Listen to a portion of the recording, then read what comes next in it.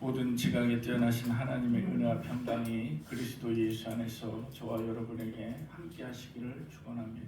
아멘. 오늘 말씀 제목은 떠나시는 하나님 제목으로 에스겔서 10장 18절 19절 은혜 나누도록 하겠습니다.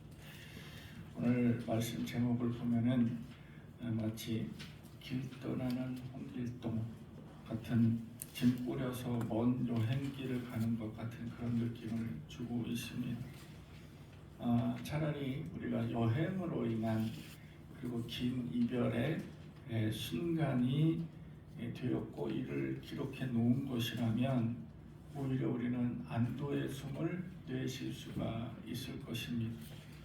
그런데 오늘 본문 말씀을 보면 하나님께서 이스라엘을 택하시고 그들과 함께 하셨던 그 모든 역사가 한순간에 물거품이 되는 그런 안타까운 순간이 기록되어 있는 내용이라 할 수 있습니다.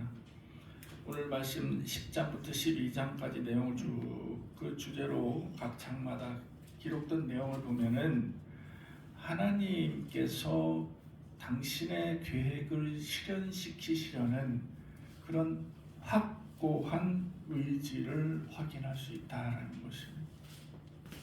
이런 확고한 의지가 우리가 어떤 소망이나 희망이나 이런 것이 되어 있었다면 참 행복한 마음으로 이 말씀을 읽을 텐데 하나님이 이런 확고한 의지라는 것이 그들을 멸망시키려는 계획이었다는 것이죠. 그래서 이 하나님께서 에스겔에게 너는 나를 따라와라 이렇게 하고 보여주신 그 모습들은 여태 하나님께서 아브라함을 택하시고 그 백성들 그 후손 대대로 그 영광을 재현시켜 주시고 그 축복을 허락해 주시고 그러면서도 이스라엘 백성들이 하나님께 범죄하고 그 제약들 속에서도 하나님 참고 또 참으시던 그 제약을 보면서 참아오셨던 그 모습이 아니었다라는 것이죠. 그리고 하나님께서 징계를 결심하시고 그리고 그를 하나님을 떠받드는 그 수종들에게 징계를 시키시는 모습 그 속에서 하나님께 아주 결의에 찬 그런 단호함을 엿볼 수가 있다는 것입니다. 물론 하나님은 언제나 단호하셔요. 뜨뜻미지근하지 않습니다.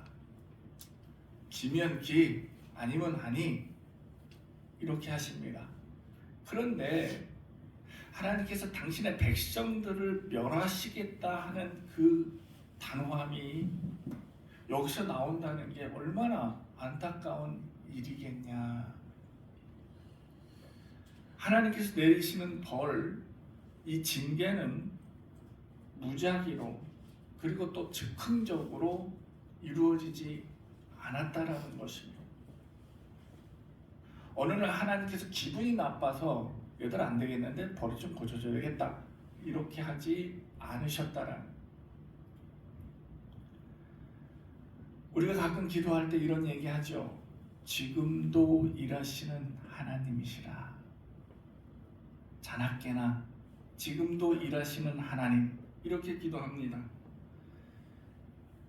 지금도 일하시는 하나님께서는 이미 벌써 오래전부터 이스라엘의 징계를 계획하고 계셨다는 것입니다. 그래서 그 계획을 앞당기거나 또는 그 계획을 늦추거나 이것은 오직 하나님의 뜻입니다. 하나님의 뜻에 의해서 당길 수도 있고 늦출 수도 있고 내가 인내하고 참을 수도 있습니다. 그런데 하나님의 뜻이 이렇게 계획이 앞당겨지고 또는 늦춰지고 하는 것에 우리의 태도가 깊이 관여가 되어 있다는 사실입니다. 여러분의 태도가 하나님이 결심하신 것에 대해서 늦출 수 있고 당길 수도 있다는 이거 분명히 우리가 깨달아야 할 것입니다. 하나님께서 단호하셨죠? 그러면 우리 역시도 하나님 앞에 단호한 모습을 보여드려야 됩니다. 하나님만 단호하신 거 아닙니까? 우리도 단호함을 하나님께 보여드려야 늦추거나 당길 수 있습니다. 10장에 기록된 말씀을 보면은 예루살렘 멸망의 징조가 이 두 가지 환상으로 에스겔에게 보여주고 있습니다. 그리고 하나님의 명령을 수행하는 수행자들의 모습이 그려지고 있는데 천사들과 그룹들이 하나님의 명령을 수행하고 있습니다. 처음부터 그룹들이 지금 나오고 있지요. 하나님께서는 이 가는 베옷을 입은 자에게 너는 지금 그룹들에게 가서 숯불을 취해다가 이 숯불을 온 예루살렘 성에다가 뿌려라 라고 명령을 하십니다. 이 내용이 뭐냐? 계시록 8장 5절에 보면은 천사가 제단에 불을 담아서 땅에 쏟아버리는 그런 말씀이 기록이 되어 있습니다. 이 숯불이 의미하는 것은 하나님의 진노입니다. 하나님은 바로 예루살렘을 향하여 진노하심을, 분노하심을 나타내고 있다라는 것입니다. 오늘 말씀을 보면 18절 19절에 보면 하나님의 영광이 성전을 떠나시는 내용이 기록이 되어 있습니다. 성전 문지방을 떠나서 동문으로 이동하는 말씀이 기록되어 있습니다. 여러분, 이 말씀이 의미하는 바는 굉장히 큽니다. 왜냐하면 하나님께서는 이스라엘이 애굽에서 출애굽해서부터 광야 생활을 시작하면서부터 그리고 그들이 성막을 지으면서 지성소를 만들면서 그 안에 법궤가 있었고 그 그릇들 사이 그 속죄소 위에서 하나님께서 좌정하시어 내가 너희와 항상 함께 할 것이다 라는 그 말씀 하나만 믿고 이스라엘은 따랐다는, 긴 세월 동안 그렇게 이스라엘 백성들은 하나님을 의지하면서 따랐었는데, 그리고 이스라엘 백성들은 하나님께서 자기들의 동족을 이스라엘을 떠나리라는 것은 전혀 상상을 할 수 없었던 문제였습니다. 왜냐하면 역사적으로도 우리가 무슨 짓을 해도 하나님께서는 참고 또 참으셨지 이스라엘을 떠나지는 않으셨다는. 오늘은 하나님께서 그 백성들을 떠나시는 장면이 고스란히 기록이 되어 있습니다. 하나님은 이스라엘과 함께 했던 역사였습니다. 이스라엘의 역사는 하나님과 함께 했던 역사였습니다. 이것이 또한 이스라엘 사람들의 믿음이었습니다. 하나님 나와 항상 함께 하신다. 대대손손 이 믿음을 가지고 있었습니다. 그런데 이 믿음이라는 것이 오히려 독이 되어 버리고 말았다는 거죠. 이 믿음이 하나님 앞에서 교만함을 떨게 만들었어요. 왜냐? 하나님은 나를 떠나지 않으셔 라는 굳게 믿는 믿음 속에서 이게 제대로 믿었으면 참으로 행복하겠지만, 그러나 이 믿음 가운데서 내가 교만이 싹트기 시작하면 난 무슨 짓을 해도 하나님 나 용서해 주셔. 특권 의식이 생기는 거죠. 이게 곧 뭐예요? 선민 사상이잖아요. 이 특권이 만들어지게 된, 그래서 이 특권은 곧 교만을 낳게 되는 결과가 초래됐다라는 것입니다. 11장에 하나님께서 약속하신 남은 자, 자의적 또는 타의적으로 남겨진 현실적인 패배자들의 모임인 남은 자, 이 두 가지 부류가 있습니다. 동문 앞에 11장에 보면 동문 앞에 25인의 모습이 있습니다. 예루살렘 성 동문 앞에 모인 25인의 모습. 이 사람들은 어떤 사람들이냐? 바로 이스라엘을 지도하는 방백들이라 그랬습니다. 지도자급에 있는 사람들이었습니다. 이 백성들의 지도자였으나 그러나 하나님께서는 이들을 인정치 않으셨습니다. 하나님께서는 이미 이 지도자들의 패역함을 보았고 그리고 이미 이 패역함을 아시고 계시는 하나님이셨습니다. 하나님께서 이스라엘을 멸망시키면서 이스라엘의 옛 영광을 재현할 소수의 무리를 남겨두셨다. 이는 곧 남은 자다. 지난번 제가 이 말씀을 드렸습니다. 그래서 우리는 이 남은 자 속에 속해야 되지 않겠느냐라고 말씀을 드렸습니다. 이렇게 남겨진 남은 자 9장 4절에 보면은 이미 제가 말씀을 드릴 때 이 남은 자는 어떤 성격을 갖고 있는 사람들이냐? 하나님의 규례를 지키지 않는 그들의 모습을 보면서 매우 안타까워서 통곡을 할 수 있는 사람들이었습니다. 어찌 하나님께 저렇게 무례를 범할 수가 있고 어찌 하나님 앞에서 죄악을 서슴지 않고 범할 수 있겠는가 라고 이 안타까운 심정으로 바라보는 사람들, 이 소수의 무리들에게 하나님께서는 이마에 표를 이렇게 해서 남겨진 자, 이 한 무리가 있었습니다. 그러나 지금 오늘 동문성 앞에 25인들처럼 현실적으로 성 중에 남겨진 이 패배자들의 모습, 전쟁에 지고 어찌할 바를 모르다가 야 모여 와봐 하고 모여 있는 이 지도자급들에 있는 사람들, 이 사람들은 하나님의 진노를 바라는 모습들을 가지고 있는 사람들이었습니다. 이 사람들은 하나님께서 표현하기를 불의를 품은 사람들이다 라고 한마디로 정의를 하셨습니다. 하나님 앞에서 불의한 자들은 뭡니까? 하나님이 행하는 길에 정반대의 길을 가는 사람들이 바로 불의를 품는 자들이다. 하나님이 도저히 인정할 수 없는 무리들이다 라고 할 수 있습니다. 이 사람들은 모든 사람들 앞에 악한 꾀를 베푸는 사람들입니다.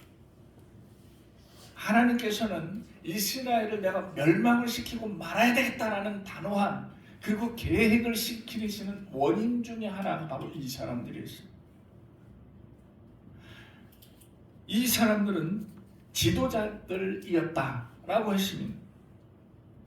지도자라 함은 이 백성들의 우매함을 깨우치게 하고 그리고 먼저 잘못된 것을 바로잡을 수 있고 내가 먼저 솔선수범하고 내가 먼저 앞장서서 나갈 수 있는 사람들을 지도자라고 이야기할 수 있습니다. 계급이, 완장이, 명함이, 명패가 지도자인 것은 아닙니다. 성경에서 말하고 있는 지도자의 모습은 하나님 앞에서 불의하지 않는 자유, 그리고 백성들에게 거짓을 전하지 않는 자,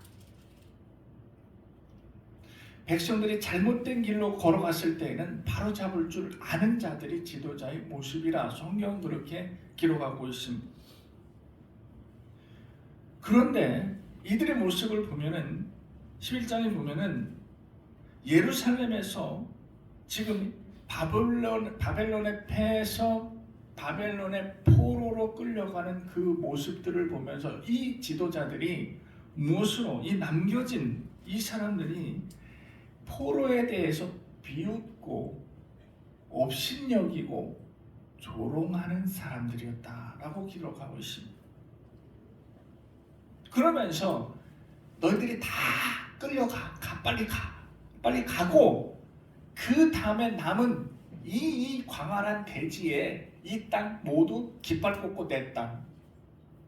이제 내가 이 땅의 주인이 된 것 마냥 행동을 하고 있었다는 것입니다. 야, 저 땅 저 황금싸라기, 금싸라기 같은 저 땅, 저 주인 없어졌으니까 이제 내 땅. 오히려 그것에만 눈독을 들이는 자들이었다라고.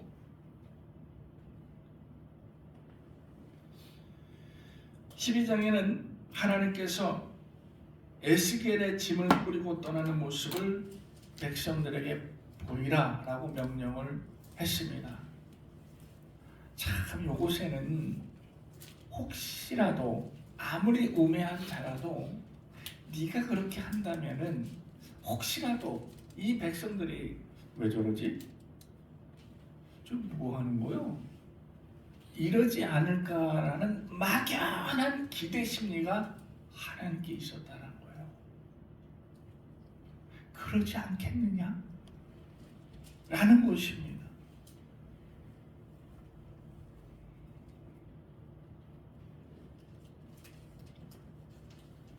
왜냐하면 하나님께서 에스겔을 택했습니다. 그리고 에스겔은 선지자로서 이 백성들을 깨우치기 위해서 방방곡곡 다니면서 하나님 말씀을 대언하고 있습니다. 이렇게 하나님께서 택한 그의 종이 갑자기 전에 하지 않던 이상 행동을 하기 시작합니다. 자기 짐을 꾸리고 문 밖에 나가다가 다시 저녁 때 돼가지고 자기 집 벽을 뚫고 멀쩡한 벽을 허물어서 그래서 그걸로 나오면서 수건을 가리고 땅만 쳐다보면서 멀리 멀리 떠나가는 모습.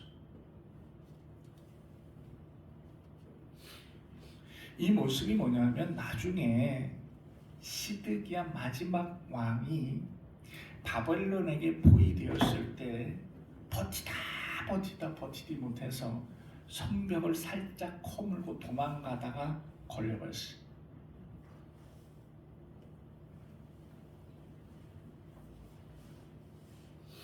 이렇게 선지자의 이상한 행동, 이상 행동으로 예루살렘의 멸망을 예시하라라고 하나님께서 명령을 내리셨습니다. 그러면서 12장 18절에 보면은 하나님께서 에스겔에게 뭐라고 명령해? 너는 식물을 먹으면서 떨며 먹고 물을 마시면서 놀라서 물을 마시고 눈치를 보면서 물을 마시고 물 한 모금도 제대로 맘 편히 먹을 수 없는 상황을 연출하라고 했습니다. 이것은 나중에 지금 이스라엘에게 대기근이 닥쳐올 것, 이 대재앙을 미리 예고하신 말씀이었습니다. 오늘 말씀을 보면은 하나님께서 무자비하게 이스라엘을 멸망의 길로 들어서게 만드는 말씀입니다. 10장, 11장, 12장 전체가 가혹하리만큼 처단을 하시는 그런 모습을 보여주고 있으나 또 한편으로는 에스겔을 통해서 피할 길을 열어주신 것을 우리가 볼 수 있습니다. 지금 에스겔의 모습과 행동 속에서 이스라엘이 피할 길이 있다라는 것을, 피할 길이 숨겨져 있다라는 것을 깨달을 수가 있다라는 것입니다. 하나님께서는 다시는 내 이들을 돌아보지 않으련다. 내가 다시는 이들에게 연민을 품지 않겠다. 이제 너랑 나는 연 끊어, 호적파. 단호하게 결정을 내리신 하나님 결심하시면서도 남은 자를 남겨놓으신 것 같은 여지가 분명히 남아있다는 것입니다.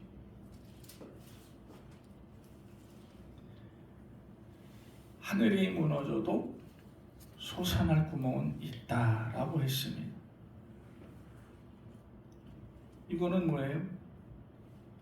아무리 어려운 상황이 오더라도 정신만 똑바로 차릴 수 있으면 숨을 쉴 수 있음을 교훈하고 있습니다. 지금 너무 힘들어요. 그리고 또한 지금 너무 괴롭습니다. 그리고 또 지금 내 앞이 깜깜합니다.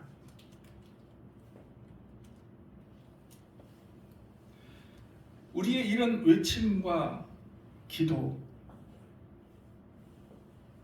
그런데 우리가 이 기도와 외침을 하면서도 분명히 나의 기도와 나의 외침을 하나님께서는 듣고 계실 거야 라는 확신이 생기는 이유가 있습니다.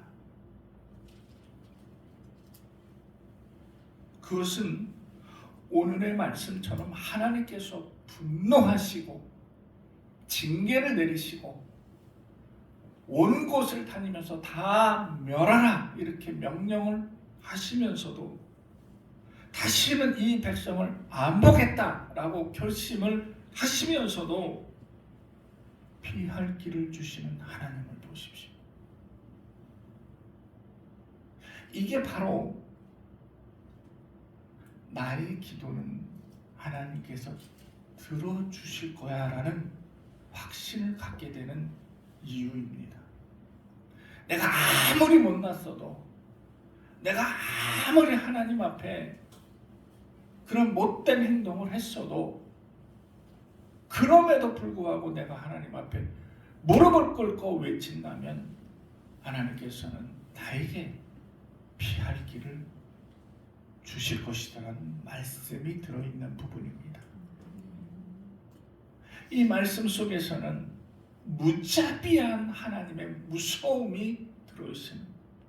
그러나 그 속 깊은 곳으로 들어가면 그럼에도 불구하고 라는 단어가 숨겨져 있습니다. 그럼에도 불구하고 하나님께서는 나의 기도를 들어주시겠다. 그럼에도 불구하고 하나님께서는 피할 길을 열어주시겠다 라는 확신이 이곳에 들어있다는 것입니다. 길 떠나는 홍길동이 아닌 성전을 떠나시는 모습을 보여주시는 하나님. 10장에도 오늘 말씀에도 그랬고 11장 23절에도 여호와의 영광이 성읍 가운데서부터 올라가고 성읍 동쪽 산에 머물르시다. 성전을 이미 떠나가셨다라는 것을. 이렇게 성전을 떠나는 이 모습을 기록한 내용이 어디 있을까요? 성경 속에서 처음 나오죠.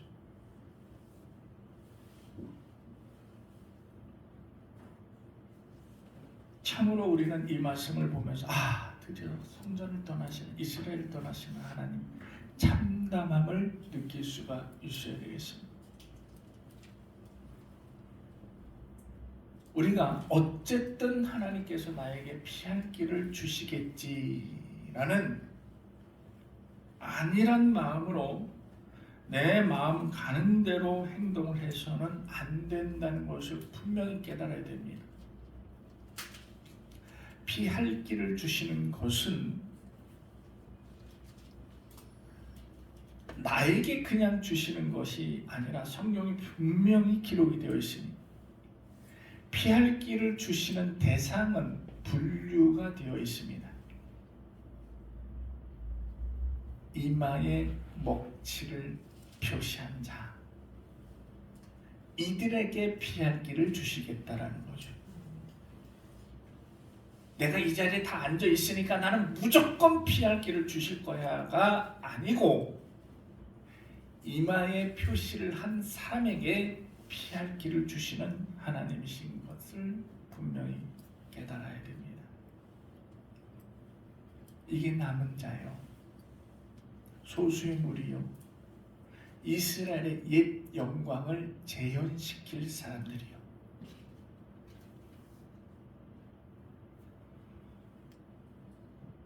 그러므로 우리는 하나님께서 오늘 말씀처럼 성전을 떠나시는 하나님, 이 하나님께서 역시 마찬가지로 나를 떠나시는 하나님으로 만들지 말아야 되겠다는 것입니다. 도대체 뭔 잘못을 했길래 하나님께서 성전을 떠나시고, 도대체 무슨 잘못을 했길래 하나님께서 나를 떠나시는가? 오늘 말씀을 깊이 묵상하며 읽어보면 우리가 반드시 깨달을 수 있습니다. 또한 이 깊은 곳에 하나님께서는 남겨진 자, 남은 자에게 특혜를 주시는 모습을 볼 수 있고 피할 길을 주시는 모습을 볼 수 있고, 그러면 우리는 어느 자리에 있어야 되겠습니까? 남겨진 자의 자리에 있어야 그 피할 길을 내가 혜택을 받을 수 있다는 것입니다. 하나님 섬기되 그냥 섬기지 마십시오. 예배를 드리되 그냥 예배 드리지 말고, 주일날 됐으니까 습관적으로 이 전을 찾는 것이 아니고, 나는 지금 하나님을 만나러 왔고 나는 지금 하나님을 만나고 있다라는 사실을 통감할 수 있도록, 여러분, 그래서 예배가 되는 우리 마음 자세가 될 수 있도록 오늘 말씀을 깊이 상고하시면서 섬김의 본을 보이시기를 주님의 이름으로 축원합니다. 아멘. 기도하겠습니다.